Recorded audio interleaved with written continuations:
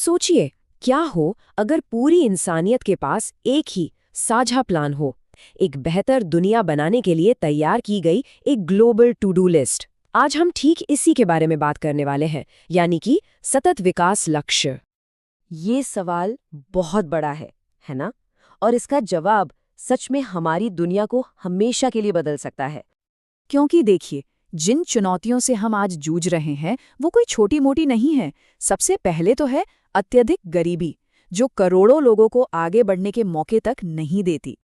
फिर आती है व्यापक असमानता, जो हमारे समाज को आप जानते हैं अंदर ही अंदर खोखला करती है।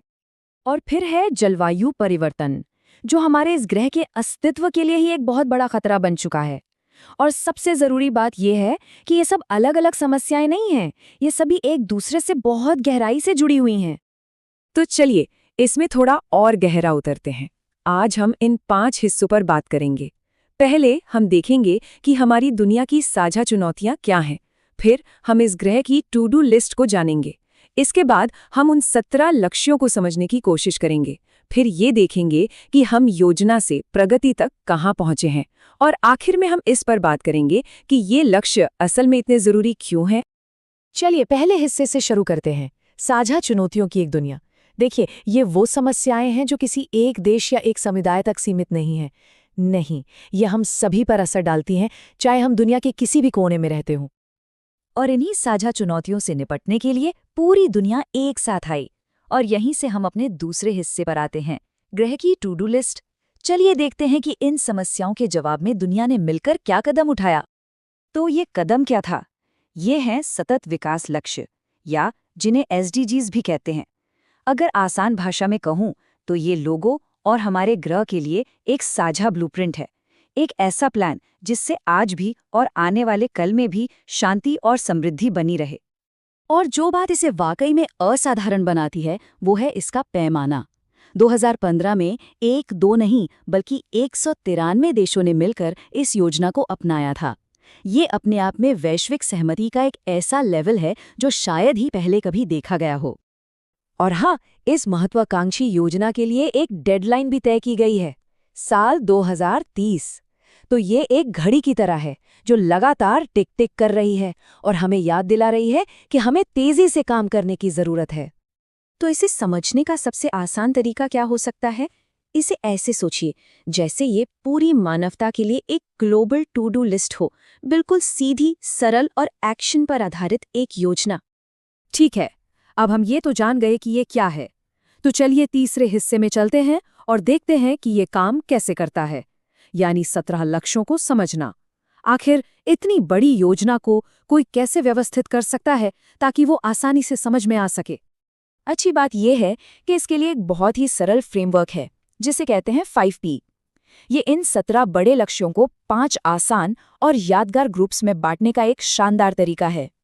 पहला P है पीपल, यानी हम सब लोग। इसका पूरा फोकस मानवीय गरिमा और कल्याण पर है। मतलब ये पक्का करना कि कोई भी गरीबी में न रहे, किसी को भूखा न सोना पड़े, सभी को अच्छी सेहत और अच्छी शिक्षा मिले, और हाँ, लैंगिक समानता भी हो। असल में इसका मकसद ये है कि हर इंसान को अपनी पूरी क्षमता तक पहुंचने का मौका मिल सके। अगला P है प्लैनेट, यानी हमारा ग्रह। ये हमारी प्राकृतिक दुनिया की सुरक्षा के बारे में है। इसमें साफ पानी और सफाई, क्लाइमेट चेंज पर तुरंत एक्शन और हमारे महासागरों और जमीन पर जीवन की रक्षा करना, ये सब शामिल है। और ये साफ दिखाता है कि हमारी तरक्की हमारे ग्रह की सेहत से कितनी गहराई से जुड़ी हुई है। तीसरा P है प्रॉस्पेरिटी, यानी समृद्धि। इसका मकसद है ये सुनिश्चित करना कि सभी लोग एक खुशहाल और भरपूर जीवन जी सकें। इसमें सभी के लिए अच्छा काम और आर्थिक विकास, नए इनोवेशन और मजबूत इंफ्रास्ट्रक्चर, समाज में असमानताओं को कम करना और ऐसे शहर बनाना जो भविष्य के लिए टिकाऊ हों, ये सब कुछ शामिल है। चौथा P है पीस, यानी शांति। लक्ष्य 16 सिर्फ लड़ाई झगड़े न होने के बारे में नहीं है। नहीं, इसका मतलब कहीं ज्यादा गहरा है। ये न्यायपूर्ण, शांतिपूर्ण और समावेशी समाज को बढ़ावा देने के बारे में है, जिसमें ऐसे मजबूत संस्थान हो जो बिना किसी भेदभाव के सभी की सेवा करें। और आखिरी P है पार्टनरशिप, यानी साझेदारी, जो असल में इन सबको एक साथ जुड़ता है। लक्ष्य 17 हमें याद दिलाता है कि इनमें से कोई भी लक्ष्य अकेले हासिल नहीं किया जा सकता। इस बड़े मिशन को सफल बनाने के लिए वैश्विक सहयोग और साझेदारी बहुत बहुत जरूरी है।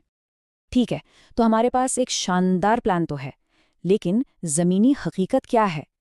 चलिए अपने चौथे हिस्से पर चलते हैं, योजना से प्रगति तक, जहां हम वादे और बाधाएं दोनों पर नजर डालेंगे। यहाँ हमें दो अलग-अलग तस्वीरें दिखती हैं। एक तरफ हमारे पास यूनिवर्सल गोल्स, ग्लोबल कोऑपरेशन और एक साझा ब्लूप्रिंट का एक अविश्वसनीय वादा है, लेकिन दूसरी तरफ कुछ असली बाधाएं भी हैं, जैसे कि फंडिंग की कमी, दुनिया भर में चल रहे टकराव और कभी-कभी राजनीतिक इच्छा शक्ति की कमी। और ये हमें हमारे अंतिम और शायद सबसे महत्वपूर्ण हिस्से पर लाता है। आखिर ये लक्ष्य मायने क्यों रखते हैं? इस बड़ी सी वैश्विक योजना को हमारी रोजमर्रा की जिंदगी से कैसे जोड़ा जाए? और देखिए, यही तो खास बात है। ये SDG सिर्फ बड़े बड़े सम्मेलनों में नेताओं के लिए नहीं है, इनका असर हर जगह है। ये हमारे शहर की रिसाइकलिंग पॉलिसी से लेकर जिस कंपनी में हम काम करते हैं उसकी सस्टेनेबिलिटी रिपोर्ट तक और हमारे स्थानीय स्कूल के पाठ्यक्रम तक सब कुछ को प्रभावित करते हैं। इनका असर हर स्तर पर महसूस किया जा सकता है। अगर इसे संक्षेप में कहें तो ये एक ऐसा रोड मैप है जो इस ग्रह पर मौजूद हर एक इंसान के भविष्य पर असर डालता है। ये हमारे साझा भविष्य की दिशा तय करने वाला एक दस्तावेज है। तो एक बेहतर दुनिया का ब्लूप्रिंट हमारे सामने है। अब असली सवाल ये है, इसे हकीकत में बदलने के लिए हम सब मिलकर क्या करेंगे?